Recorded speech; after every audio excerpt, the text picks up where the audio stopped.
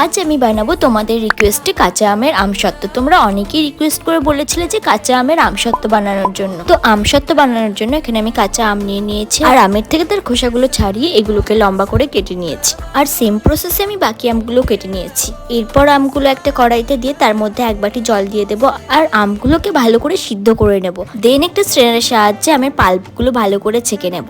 দেন এই পাল্পটা কড়াইয়ের মধ্যে দিয়ে তার মধ্যে দিয়ে দেবো লবণ আর চিনি। তোমরা চাইলে এখানে কাঁচা আমের কালার আনার জন্য ফুড কালারও ইউজ করতে পারো, আমি করিনি। এরপর একটা থালায় সামান্য ঘি মাখিয়ে মিশ্রণটা দিয়ে দেবো, আর এটা রোদে রেখে দেবো প্রায় 2 দিনের মতো। 2 দিন রোদে রাখার পরই দেখবে এটা খুব সহজেই থালা থেকে উঠে আসছে। আর তারপরে এটাকে কোনো কাটার বা চাকুর সাহায্যে কেটে নিতে পারো। কাঁচা আমের আমসত্ত্ব কোনোদিন ট্রাই করিনি, কিন্তু তোমাদের রিকোয়েস্টে এইবার ট্রাই করা হয়ে গেল। আর সত্যি বলতে এটা খেতে বেশ ভালোই লাগছিল, টক মিষ্টি টাইপের। তোমরা যারা এটা ট্রাই করোনি তারা কিন্তু অবশ্যই ট্রাই করতে পারো।